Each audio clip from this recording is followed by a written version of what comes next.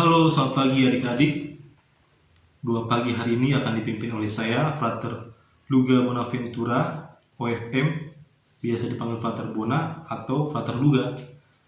Frater sekarang tugas di Seminari Johannes Bredmans Torebelu Matalopo di Flores. Nah, ini adalah anak didik saya, calon imam juga. Perkenalkan. Halo, selamat pagi adik-adik. Saya perkenalkan, nama lengkap saya Emmanuel Pitumini. Saya berasal dari Papua Timika.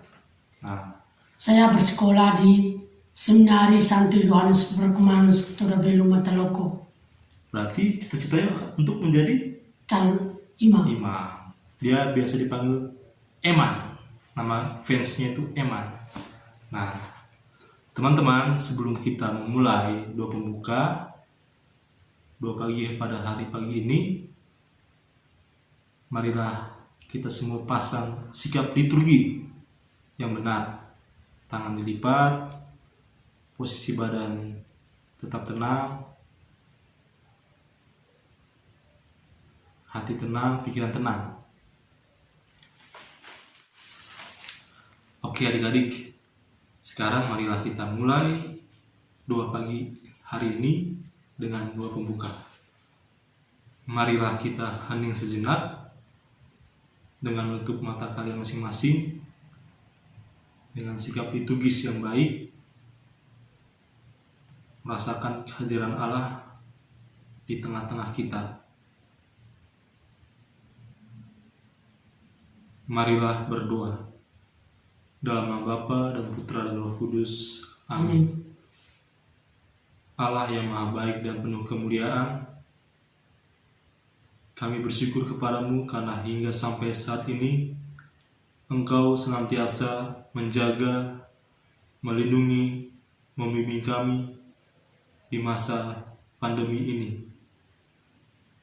Terima kasih karena hingga sampai saat ini Engkau senantiasa memberikan kami kesehatan, memberikan kami berkat.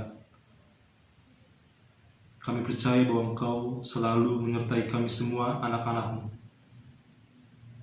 Ya Bapa, kiranya Engkau membimbing kami agar kami tetap semangat belajar untuk mengenal Engkau yang maha baik dan maha pemurah. Kiranya kami senantiasa diberkati Engkau agar menjadi anak-anak yang baik, agar menjadi anak-anak yang patuh terhadap kehendak-Mu. Doa yang tidak sempurna ini kami satukan dengan kemuliaan Putra-Mu, Tuhan kami Yesus Kristus, kini dan sepanjang segala masa. Amin.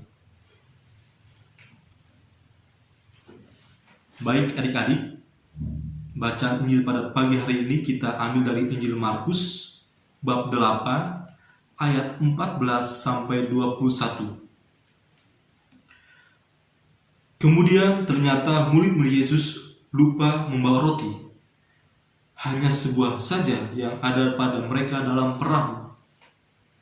Lalu Yesus memperingatkan mereka, katanya, "Berjaga-jagalah dan awaslah terhadap ragi orang Farisi dan ragi Herodes." Maka mereka berpikir-pikir, dan seorang berkata kepada yang lain, "Itu dikatakannya karena kita tidak mempunyai roti."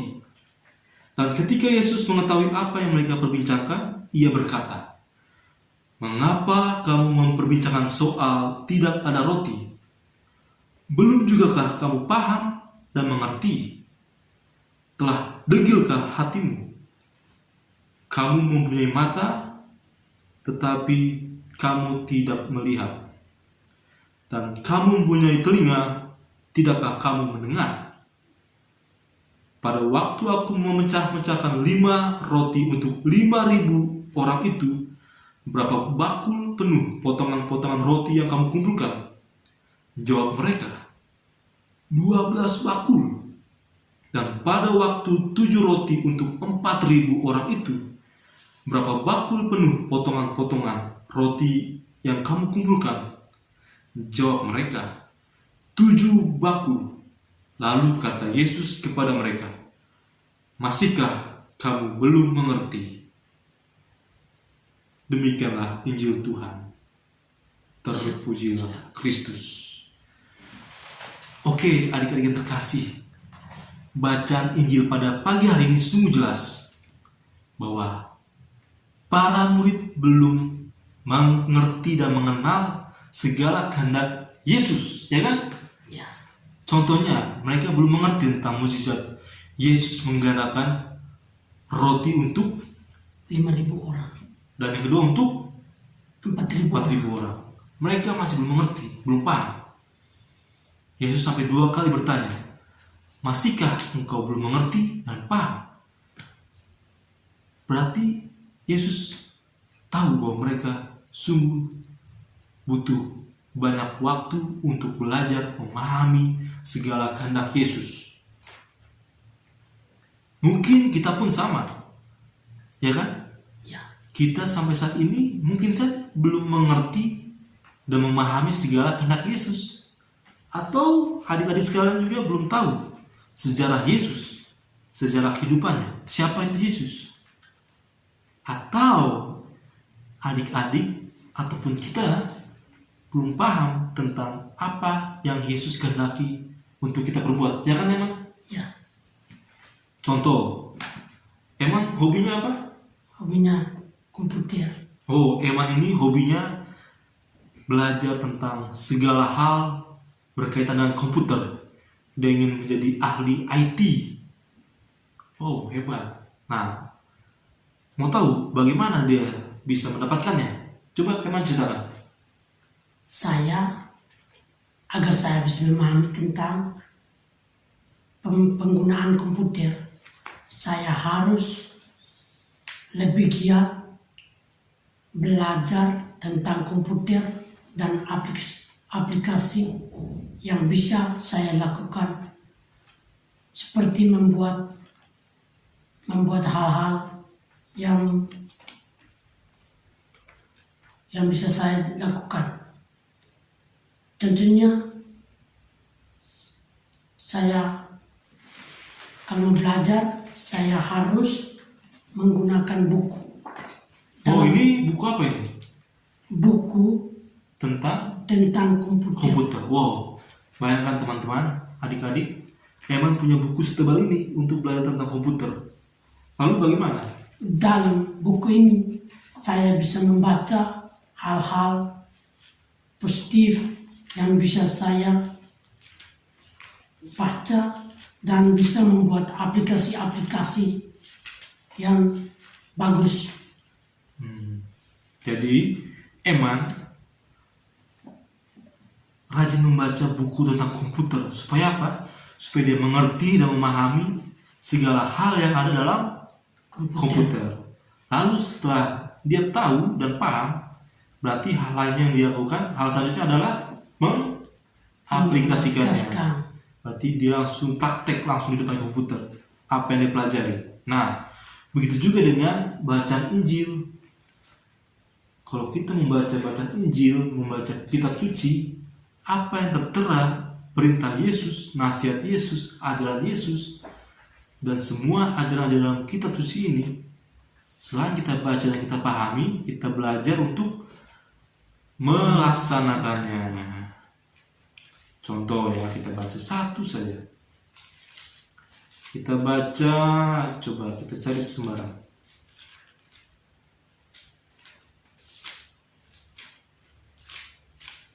Oh, kita pilih bebas, kita buka. Nah, kita buka bebas. Kitab Amsal, contoh. Kitab Amsal bab 1 ayat berapa ya? Kau pilih ayat berapa?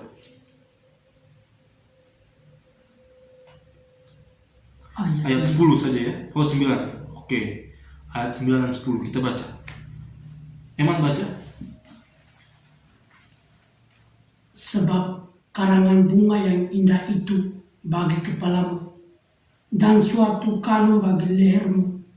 Hai anakku, jikalau orang berdosa hendak membujuk engkau, janganlah engkau menurut. Jelas. Jikalau orang berdosa hendak membujuk kamu, janganlah engkau menurut. Jadi Selain kita paham bahwa kalau orang berdosa mengajak kita untuk berbuat dosa, kita tidak boleh mengikutinya, ya kan? Nah, kita tahu, kita paham. Nah, setelah kita paham berarti kita harus melaksanakannya. Begitu adik-adik sekalian. Seperti Eman tadi, untuk memahami tentang komputer, dia membaca segala buku yang berkaitan dengan komputer dan juga mengaplikasikan, melaksanakan apa yang diperintahkan di buku ini. Begitu juga dengan kitab suci, kitab orang Katolik. Di sini tertera bahwa segala hal itu berkaitan dengan Yesus Kristus. Di dalam kitab ini kita tahu siapa itu Yesus, kita tahu apa yang dia kenakinya, ya kan emang? Iya. Dalam membaca kita tahu, kita paham, dan yang terakhir harus kita lakukan adalah melaksanakan segala kehendak yang Yesus lakukan. Sehingga adik-adik sekalian, marilah kita semakin semangat untuk belajar, mengerti, memahami siapa itu Yesus, ya, apa yang dia ajarkan, dan juga semangat untuk melaksanakan segala perintah, ajaran, nasihat dari Tuhan Yesus Kristus. Supaya apa? Supaya kita paham segala hal yang terjadi di bumi kita ini, dan kita paham apa yang harus kita lakukan terhadap segala situasi yang ada di saat ini. Semoga kita semua tetap diberkati Tuhan agar semakin belajar dan memahami kehendak Yesus Tuhan kita. Amin. Kemuliaan kepada Bapa dan Putra dan Roh Kudus, seperti pada permulaan, sekarang, selalu, dan sepanjang segala abad. Amin. Sekarang marilah kita lanjutkan dengan doa Bapa kami, doa Salam Maria, dan juga doa penutup yang dipimpin oleh Eman. Marilah sekarang kita berdoa. 1 kali doa Bapa kami dan 1 kali doa Salam Maria. Bapa kami yang ada di surga, dimuliakanlah namamu, datanglah kerajaanmu, jadilah kehendakmu di atas bumi seperti di dalam surga. Berilah kami rezeki pada hari ini, dan ampunilah kesalahan kami, seperti kami pun mengampuni yang bersalah kepada kami. Dan janganlah masukkan kami ke dalam percobaan, tetapi bebaskanlah kami dari yang jahat. Amin. Salam Maria, penuh rahmat, Tuhan sertamu, terpujilah engkau di antara wanita, dan terpujilah buah tubuhmu Yesus. Santa Maria, Bunda Allah, doakanlah kami yang berdosa ini, sekarang dan pada waktu kami mati. Amin. Ya Bapa, terima kasih atas penyertaan dan perlindunganmu yang Kau berikan kepada kami sampai saat ini. Kiranya Engkau membimbing kami sepanjang aktivitas kami selanjutnya yang belum kami selesaikan. Demi Kristus Tuhan dan pengantara kami. Amin. Amin. Dalam Bapa nama dan Putra dan Roh Roh Kudus. Kudus. Amin. Nah, adik-adik, sekarang kita ini masih dalam suasana yang mencekam, yaitu apa? Virus Corona, pandemi virus Corona, COVID-19. Nah, Frater ingin memperingatkan kalian bahwa kita harus tetap menjaga yang namanya apa? Emang protokol kesehatan. menjaga protokol kesehatan, tata cara menjaga kesehatan di pandemi ini. Apa saja Emang? Yang pertama, Memakai masker. oh ini ada masker, kita pakai. Ya. Iya, ini dia, memakai masker supaya virus tidak masuk ke tubuh kita melalui hidung dan juga mulut kita. Yang kedua apa Emang? Yang kedua, menjaga jarak. Menjaga jarak. Kita terlalu dekat ini. Ya. Menjaga jarak. Ini lebih aman. Yang ketiga? Yang ketiga, mencuci tangan. Mencuci tangan. Supaya apa? Virus tidak terhinggap di Iya. tangan. Yang keempat? Yang keempat, menjaga imunitas tubuh Menjaga imunitas tubuh dengan cara apa, Iman? dengan cara makan makanan bergizi, Makan makanan bergizi, olahraga, kemudian kemudian istirahat yang cukup. istirahat yang cukup. Nah, ada lagi, Iman? Ada lagi menghindari kerumunan. Nah, adik-adik, awas ya, jangan tinggal di dalam kerumunan. Harus tetap jaga jarak, oke? Semoga teman-teman tetap bisa menjaga kesehatan tubuh teman-teman sekalian. Dadah, Tuhan Yesus memberkati.